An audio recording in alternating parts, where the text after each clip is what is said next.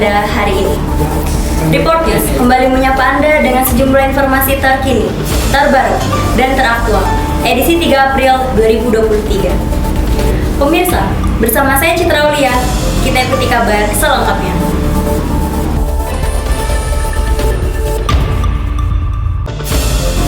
Pemirsa, kepadatan pasar Tanah Abang mulai terasa di hari ke-12 puasa di bulan suci Ramadan. Kios-kios pakaian mulai dipenuhi pengunjung yang berbondong-bondong berburu busana untuk Lebaran mendatang. Memasuki pekan kedua bulan suci Ramadan, antusias pengunjung yang mendatangi pasar Tanah Abang mulai ramai.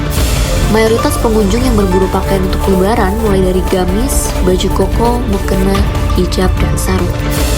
Pengunjung yang datang ke pasar Tanah Abang didominasi dari wilayah Jabodetabek, karena lokasi Tanah Abang adalah lokasi yang sangat strategis untuk dikunjungi dari berbagai wilayah Jabodetabek. Aksesnya juga sangat mudah dilalui menggunakan transportasi umum seperti KRL, Transjakarta, dan angkutan umum lainnya. Diperkirakan keramaian pengunjung masih akan mengalami peningkatan hingga menjelang Lebaran. Pedagang pun mulai merasakan kenaikan omset mulai dari 30 hingga 50%. Dari awal Ramadan sih biasanya kan sebelum masuk puasa, Iya.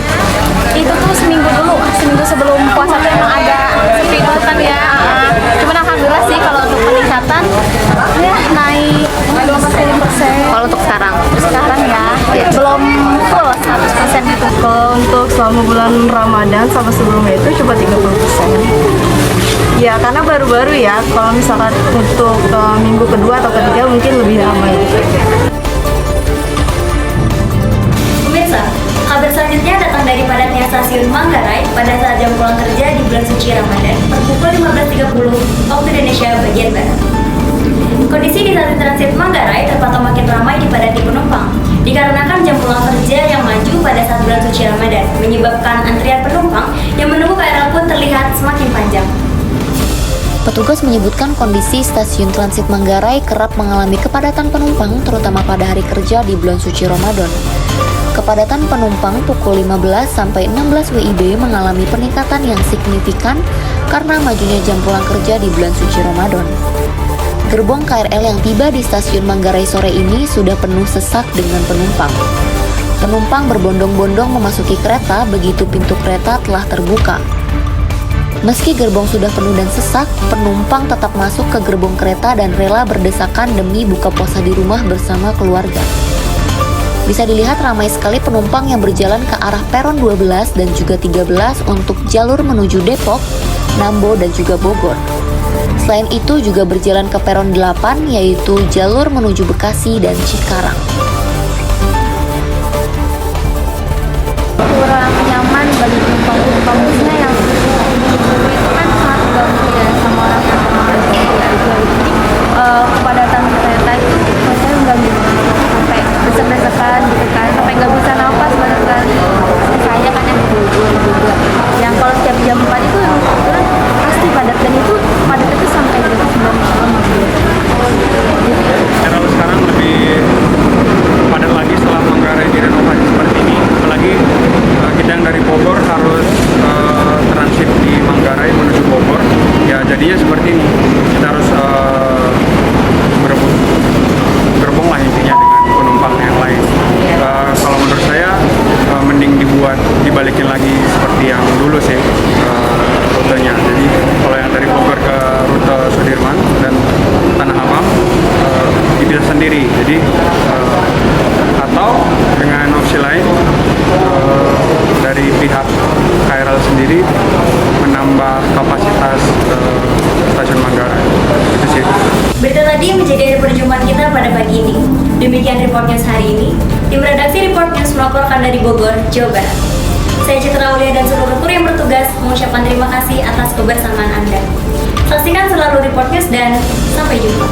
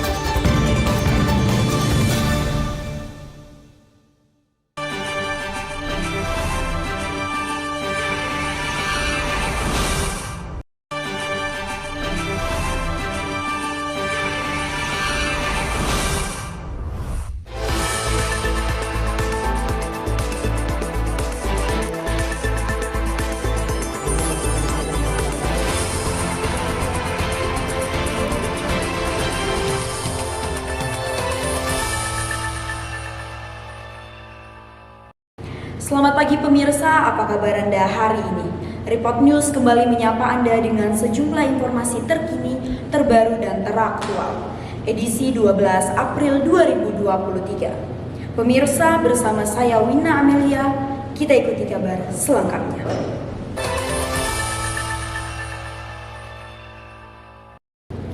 Pemirsa, arus mudik tahun ini akan mengalami kepadatan dan peningkatan. Maka dari itu, pemerintah pusat menyiapkan rencana aksi penanganan Lebaran tahun 2023. Menteri Koordinator Bidang Pembangunan Manusia dan Kebudayaan Muhadjir Effendi mengungkap hal itu selepas rakor bersama sejumlah menteri di Mabes Polri, Kamis 6 April 2023. Rakor ini dilakukan untuk menyiapkan rencana aksi dan skenario untuk penanganan Lebaran dan Idul Fitri tahun 2023 dari sisi keamanan, ketertiban, kelancaran, dan keselamatan lalu lintas. Diperkirakan arus mudik tahun ini berjumlah 123,8 juta orang.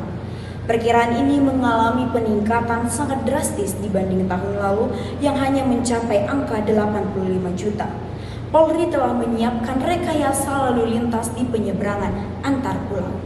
Tujuan dari pertemuan ini adalah untuk menyiapkan rencana aksi, skenario untuk penanganan Idul Fitri, Lebaran Idul Fitri tahun 2023 dari sisi keamanan, ketertiban, dan kelancaran dan keselamatan lalu lintas. Kapolri Jenderal Polistio Sigit Prabowo mengatakan bahwa rekayasa lalu lintas mudik Lebaran yang dilakukan bertujuan untuk mencegah penumpukan kendaraan yang akan menyeberang saat arus mudik dan arus balik. Rekayasa lalu lintas ini didukung penuh oleh Presiden Joko Widodo. Serta rekayasa ini harus disiapkan sebaik-baiknya agar bisa menekan angka kecelakaan atau insiden yang fatal. Mulai dari ganjil genap sampai dengan kontraflow sampai dengan one way, itu semuanya kita siapkan, utamanya di jalur-jalur yang untuk mudik mulai dari Cikampek sampai Kalikangkung, kemudian pula sebaliknya. Seperti yang dikatakan oleh Menteri Koordinator Muhadjir, untuk sisi pengamanan Kapolri akan menyiapkan sebanyak 148.261 personil dan disiapkan juga 2.787 posko PAM maupun posko terpadu demi kenyamanan dalam menyambut dan menjalani Lebaran Idul Fitri tahun 2023.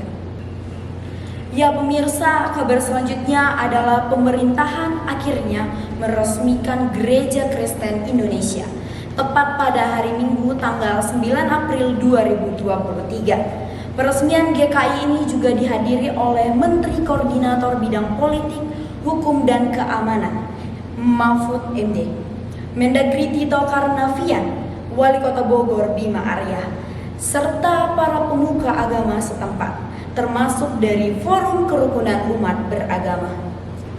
Peresmian gereja GKI ini bertepatan dengan perayaan Paskah yang diadakan tepat di hari Minggu 9 April 2023. Pembangunan gedung GKI Pengadilan dengan kapasitas 300 jemaat ini telah menjalani pembangunan selama 2 tahun lamanya. Ada beberapa hambatan serta konflik terkait pendirian rumah ibadah GKI. Hal ini sempat menjadi sorotan nasional sehingga pemerintah pusat turut mendorong penyelesaiannya. GKI Pengadilan kini diresmikan yang berlokasi di Jalan KH Abdullah bin Nuh, Cilendek Barat, Bogor, Jawa Barat. Karena proses itu tidak sebentar ketika bicara membangun kepercayaan. Butuh waktu yang agak lama untuk akhirnya saling percaya. Peresmian Gereja Kristen Indonesia atau GKI Pengadilan Pos Bogor Barat, Jawa Barat yang dikenal GKI Yasmin dilakukan setelah menjalani 2 tahun pembangunan. Setelah adanya konflik yang berlangsung selama 15 tahun dan menjalani proses pertemuan sekitar 130 kali antar pihak terkait. Berita tadi sekaligus menutup perjumpaan kita pada pagi ini. Demikian Report News hari ini. Tim redaksi Report News melaporkan dari Bogor, Jawa Barat. Saya Wina Amelia dan seluruh kru yang bertugas mengucapkan terima kasih atas kebersamaan Anda. Saksikan selalu Report News dan sampai jumpa.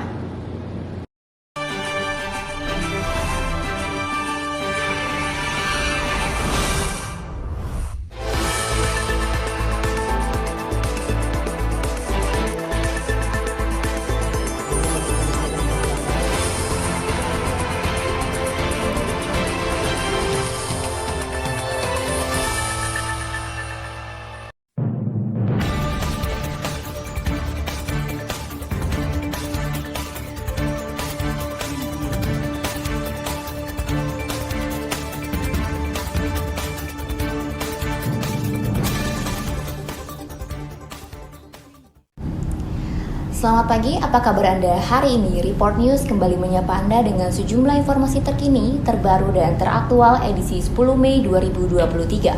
Bersama saya, Filza Zarina, kita ikuti kabar selengkapnya.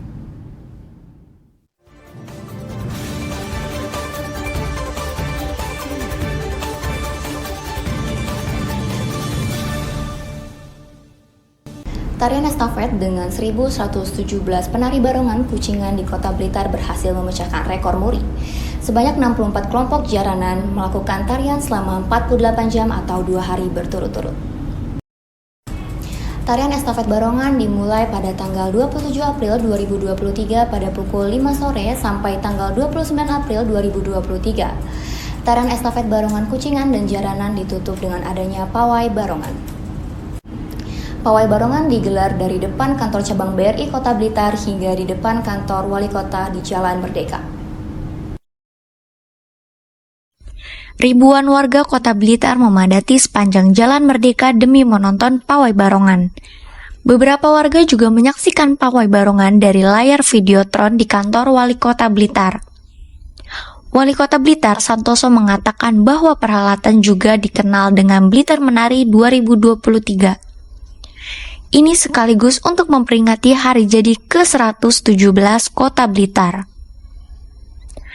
Event Blitar Menari 2023 diharapkan menjadi bagian upaya mengusulkan hak kekayaan intelektual atau HKI untuk kesenian barongan Kucingan. Tujuannya supaya kesenian tradisional khas Kota Blitar itu tidak sampai dibajak atau diplagiat negara lain. Kita upayakan, jadi setiap tahun pemerintah kota sudah merintis sejak tahun 2021 kemarin. Kita selalu menyelenggarakan Blitar Karnival. Itu juga salah satu bagian, termasuk di dalamnya adalah bagaimana para penari-penari itu ikut berpartisipasi, berperan serta dalam mengembangkan pariwisata. Ya, kita ke informasi berikutnya. Sebagian area wisata Kampung Coklat di Kabupaten Blitar, Jawa Timur hangus dilalap api. Kebakaran diduga karena konsleting di ruang reproduksi dan diperkirakan membutuhkan waktu 3 jam untuk memadamkan api. Dan diperkirakan kerugian yang didapat yaitu sekitar ratusan juta rupiah. Kobaran api melahap sebagian bangunan lokasi wisata Kampung Coklat di Desa Plosorejo, Blitar, Jawa Timur. Api dengan cepat membesar lantaran banyaknya bahan yang mudah terbakar, lalu api baru dapat dipadamkan setelah 3 jam. Petugas berjibaku untuk dapat memadamkan api. Total 6 mobil pemadam kebakaran dari Kabupaten dan Kota Blitar dikerahkan ke lokasi. Diketahui api pertama kali berasal dari area produksi. Awal dari situ, sementara indikasinya yang kita lihat itu dari rice cooker yang mungkin tidak dicabut lah, mungkin seperti itu. Dan kita memang maklumi sekali itu penyebab kecil sebenarnya. Dan kebakaran ini tidak meluas, hanya di area cooking class. Pemerintah Kota Bogor menutup sementara Jalan Otista Kota Bogor. Imbas revitalisasi jembatan yang dimulai dari Senin malam, penutupan dimulai sejak 1 Mei hingga bulan Desember 2023 mendatang. Terdapat rekayasa peralihan lalu lintas kendaraan yang akan menuju ke Kota Bogor. 2 utama alternatif tersebut yakni via Sukasari ke Surya Kencana menuju ke Juanda dari arah Pajajaran via Warung Jambu menuju Sudirman. Kondisi terkini mulai ramai lancar dibandingkan dari hari sebelumnya dan akses menuju jembatan hanya diperuntukkan bagi warga yang tinggal di daerah sekitar jembatan. Ya pemirsa, untuk kondisi perbaikan jembatan di Bogor hari ini sudah ada rekan kami Citra di lokasi. Halo, selamat siang Citra.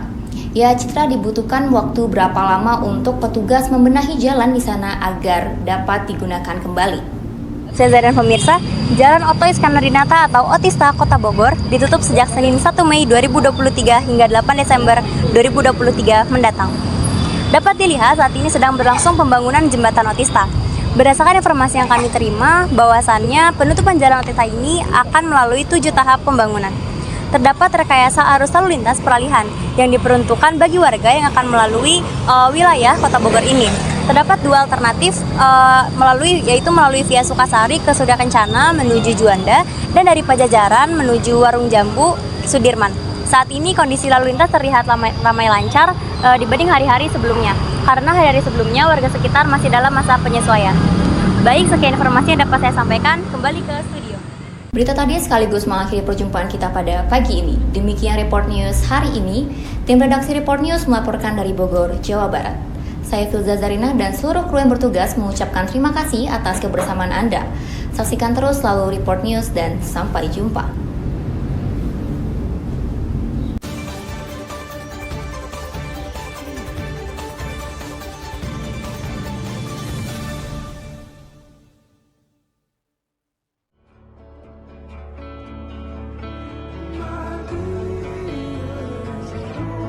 Woi, Apaan sih?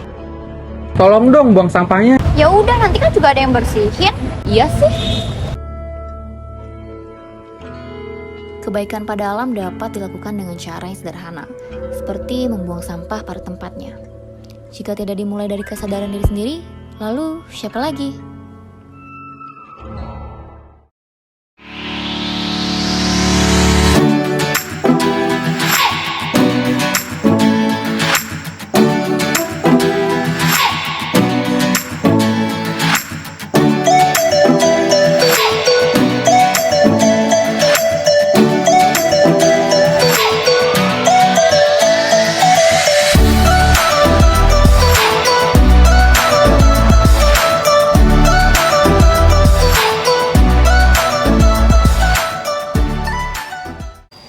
Selamat pagi Sobat News dimanapun kalian berada. Kembali lagi di edisi 5 Mei 2023. Kami hadir dengan sejumlah informasi menarik dan tentunya faktual. Bersama saya Wina Amelia. Inilah dia kabar Report News selengkapnya.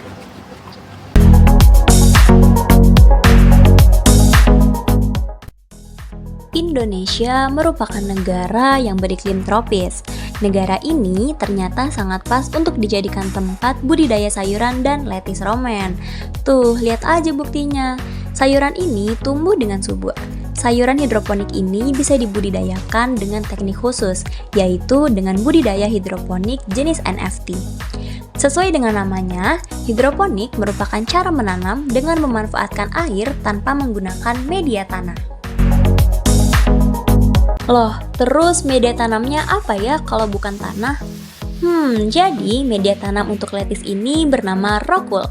Rock wool merupakan media tanam yang banyak digunakan oleh para petani hidroponik. Teksturnya yang halus dan lembut bisa menyerap air dengan sempurna. Rock wool dibuat menjadi beberapa bagian, kurang lebih berukuran 2 cm.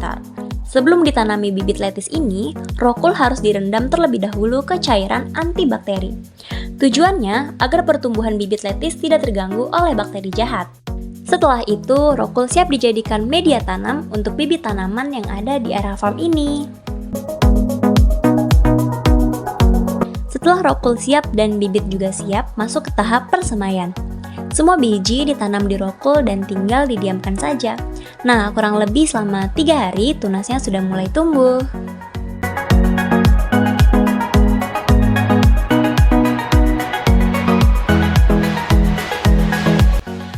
Proses pembesaran di tahap ini diberikan nama tahap nutrisi 1, yaitu bibit akan dibiarkan pada keranjang selama 15 hari. Nah, seperti inilah jadinya. Wah, sudah mulai tinggi kan lettuce romaine-nya? Kalau sudah seperti ini, bibit sayuran lettuce romaine mulai deh dipindahkan ke tempat khusus. Talang dalam dengan panjang 4 meter ini salah satu tempat budidaya dengan sistem nutrien. Jadi, bibit tanaman disimpan di dalam talang yang sudah tersirkulasi oleh air nutrisi. Sebagai pemisah, setiap bibit tanaman disimpan pada gelas plastik kecil, namun bagian bawah gelas plastik dibiarkan bolong.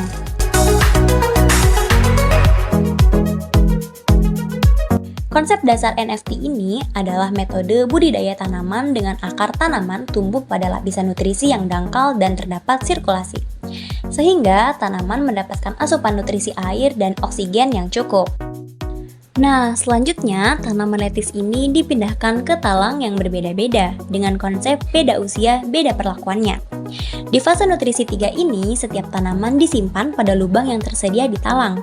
Setiap tanaman diberikan jarak 1 lubang. Fungsinya agar kebutuhan nutrisi dan oksigen setiap tanaman terpenuhi dengan baik. Pada fase ini, tanaman didiamkan kurang lebih selama 7 hari, sampai pada akhirnya siap untuk dipanen. Tuh, lihat tanamannya sudah besar dan subur. Tapi sebelumnya harus disortir dulu ya. Tangkai daun yang layu dan patah harus dibuang kemudian dilepaskan dari media tanamnya. Setelah dilepaskan, tanaman ini dicuci dan dikemas di dalam plastik transparan dengan berat 2 kg per plastik. Setiap harinya, tempat ini mengirim sekitar 10 kg kepada konsumen yang sudah terlebih dahulu meminta. Tumbuhan hidroponik ini ternyata sangat banyak keuntungannya loh. Selain higienis, tumbuhan hidroponik juga terhindar dari pestisida, jadi lebih aman untuk dikonsumsi. Halo, nama saya Renita, saya owner Hapam. Hapam berdiri sejak tahun 2014. Jadi kita ada area hidroponik, ada alat juga, kita juga. Yang melatar belakangnya sebetulnya sih dari hobi ya. Awalnya saya kan memang hobi nanam di atas balkon rumah. Terus setelah itu saya mencari tahu nih tentang hidroponik karena yang saya tahu dulu tuh hidroponik sayuran yang sehat lah ya, tanpa pestisida. Sekian informasi yang bisa kami sampaikan. Saksikan selalu Jejak Vokasi di edisi selanjutnya. Saya Wina Melia pamit undur diri dan sampai jumpa.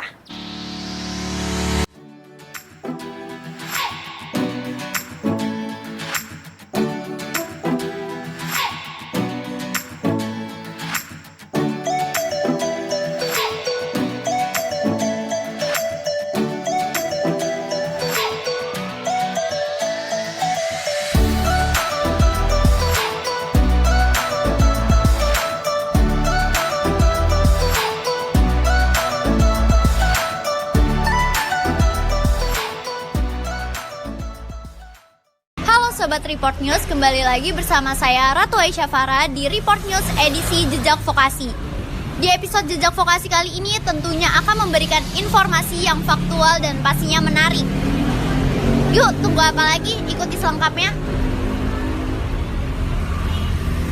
Panti Asuhan merupakan lembaga sosial yang menampung, mendidik, dan memelihara anak-anak yatim. Hari ini kami mengunjungi salah satu panti asuhan yang ada di Kota Bogor, tepatnya di Jalan Panduraya Tegal Gundil, Kecamatan Bogor Utara, Kota Bogor, Jawa Barat, yang bernama Panti Asuhan Mizan Amanah.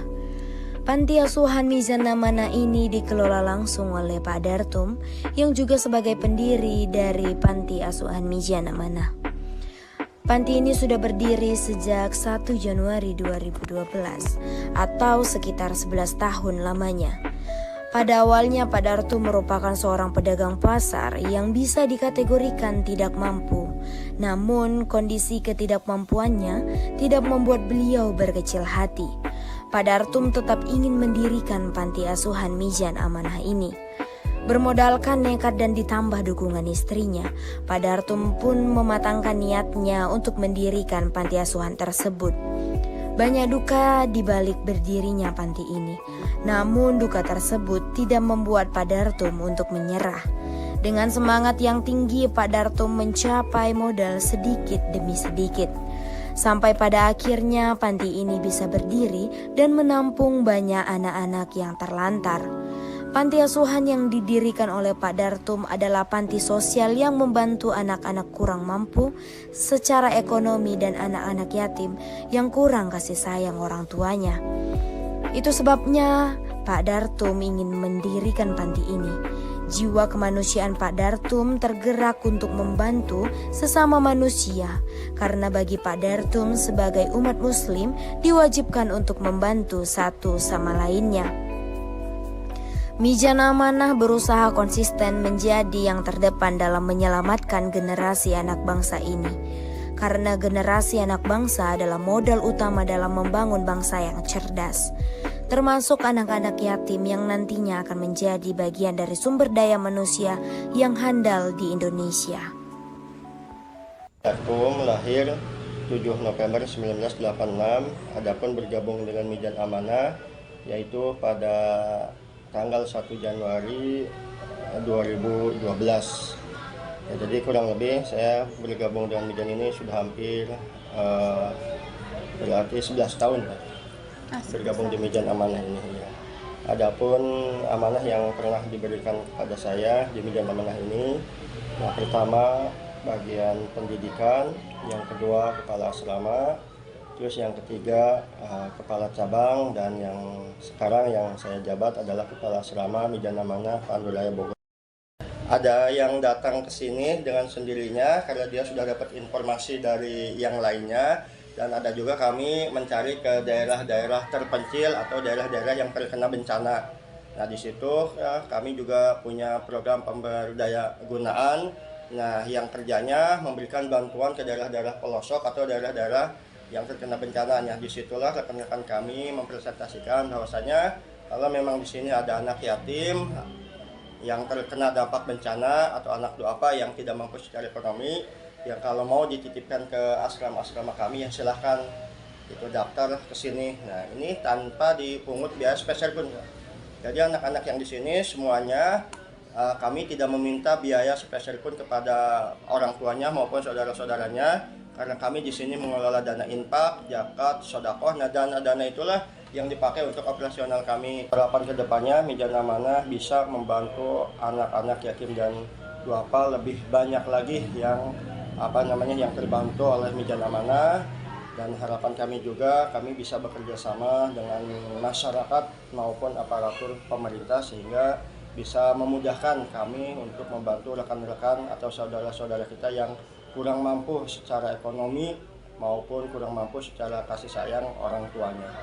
Jadi harapan kami ya ke depannya Mijana Amanah bisa membantu anak-anak yatim dan anak-anak duafa lebih banyak lagi. Sekian informasi yang bisa saya sampaikan.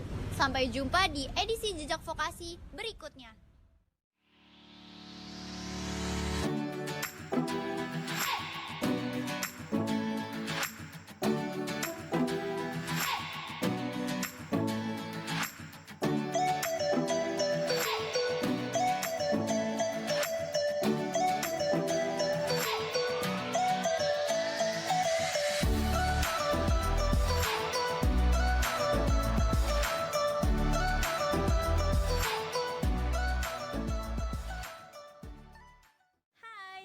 Sobat Report News, kembali lagi bersama saya Citra Aulia di Report News dalam program Jejak Vokasi edisi 8 Mei 2023. Kami hadir untuk memberikan informasi yang faktual, menarik, dan informatif. Bersama saya Citra, inilah Jejak Vokasi selengkapnya. Telaga Biru adalah sebuah kawasan perbukitan yang masih asri dan belum terlalu banyak terjamah oleh manusia. Telaga Biru terkenal dengan pemandangan alamnya yang sangat indah dan menyejukkan. Sobat Report News, jadi aku udah sampai di wisata air Telaga Biru. Di sini tuh airnya masih dingin banget, suasananya juga masih sejuk, masih asri. Jadi buat kalian yang mau coba, langsung aja datang ke sini.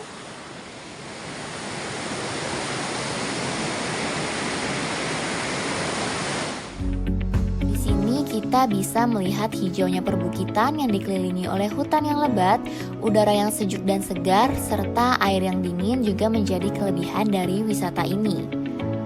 Tak heran jika banyak wisatawan yang datang ke sini untuk melepas penat dan menikmati suasana yang tenang dan damai. Selain airnya yang berwarna biru, di Telaga Biru juga ada sungai yang cukup bersih dan jernih. Kamu bisa menikmati keindahan alam sambil berenang atau sekedar bermain air di sungai ini.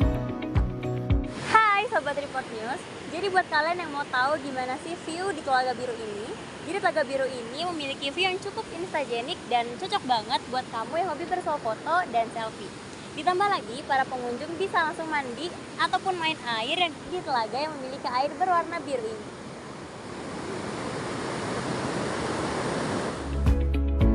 Nah, untuk Sobat Report News yang tertarik untuk berkunjung ke Telaga Biru, jangan lupa untuk membawa bekal dari rumah.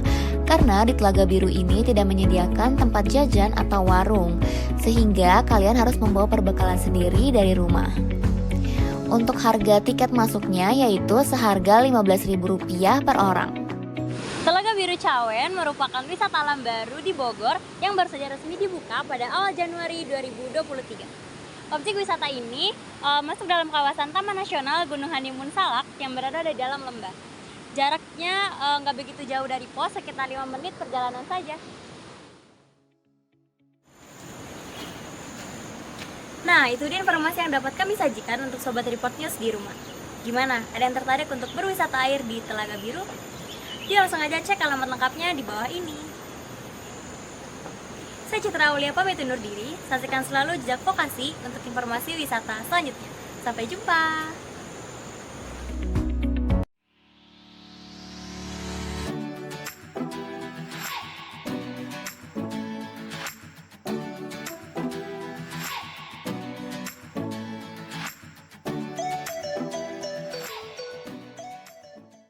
Di bawah terik matahari yang panas ini, bawaannya ke pasar dan jadi kesasar. Terkadang ya, pas begini, bikin kita pengen minuman yang segar.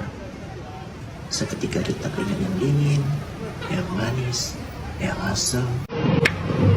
Banding, tadi bentar sambil minum aja. Sajarin dulu dengan mango yang lain. Asik.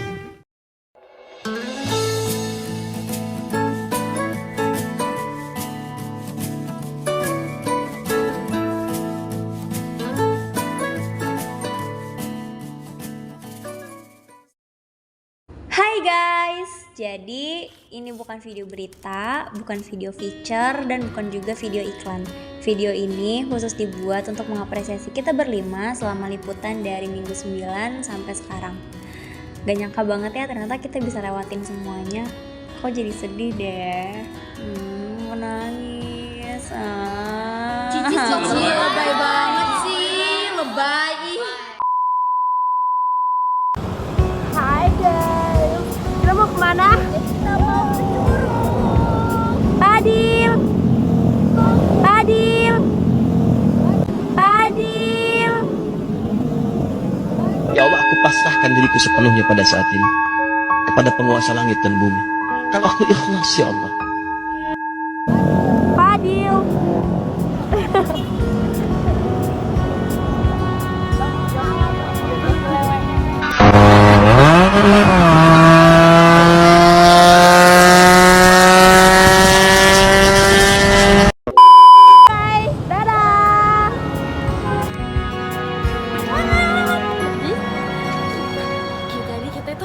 Mau nyeliput foto sama kakaknya. Hai, kasih hai kak. Halo guys, hari ini kita lagi liputan. Di mana Jai? Tempat apa? Farm. Tempatnya biasa aja, biasa aja, biasa aja, biasa aja. Hai guys. Jadi ini kita mau bikin film Cinta Bersemi di Curug.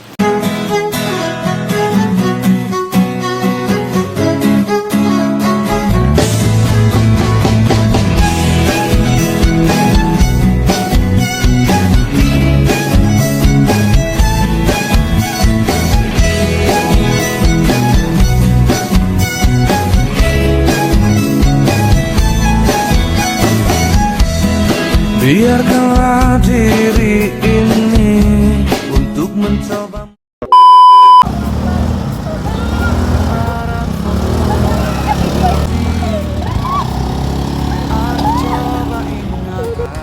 Wangi rumah di sore itu, kue coklat balon warna-warni.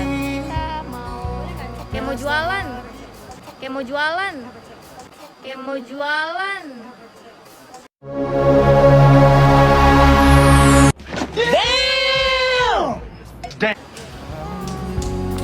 Kita mau liputan.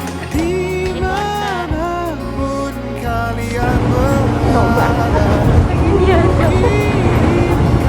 terima kasih untuk pernah dalam hidupku dan banyak kenangan indah. Sumpah beli ikan aja. Wih, lucu dong. Gue juga mau. Gue juga mau.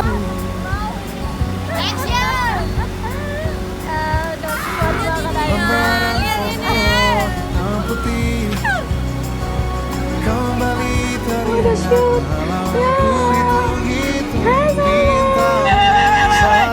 Wait, screenshot. Cepat, screenshot. Gue baru datang aja udah capek. Makasih Sal, udah nyari orang satu.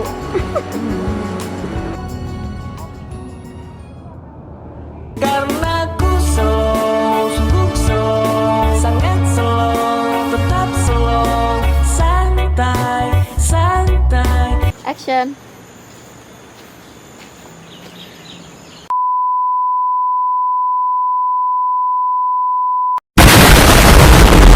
Apa sih tol?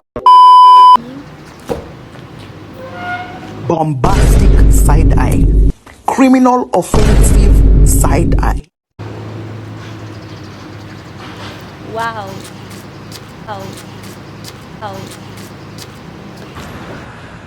Welcome to my paradise. Gue bukan di hutan, vlog. Nemu nggak? Ada. Hai guys, kita Take a look out to my eyes and you say dulu decide what people like. ngaco. Fighting tail lies, they create design and hatred. Hampir jatuh Ratu. Nature's colors all Ratu mamanya dapet banget.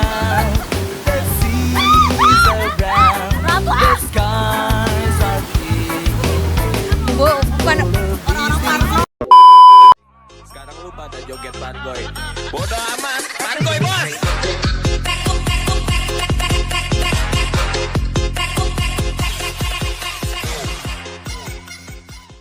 A few moments later, a few minutes later, a few inches later, 12 seconds later, 3 days later, 3 weeks later.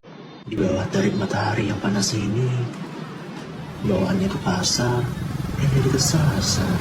Terkadang ya, pas begini, itu kita pengen minuman yang segar.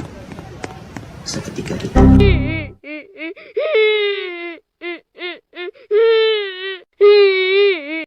Tapi bohong.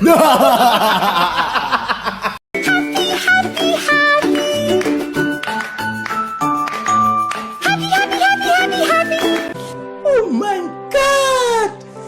Wow!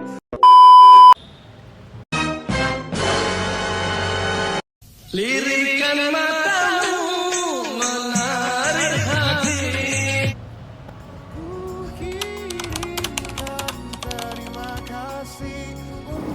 Ini langsung ngomong. Iya. Oke. Stres total. Oh, stress. Oh my god, stress. Oh my god. Nggak tidur siang, sampai sakit.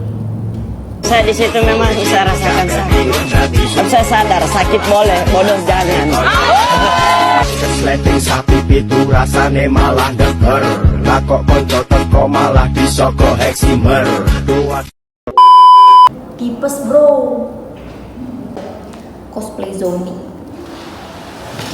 Ya Allah, aku pasrahkan diriku sepenuhnya pada saat ini kepada penguasa langit dan bumi. Kalau aku ikhlas, ya Allah, aku ikhlas. Enggak deh, canda. TPME. Asik bro. Karena di hidupku takkan ku mengenal cinta bila bukan karena hati baikmu.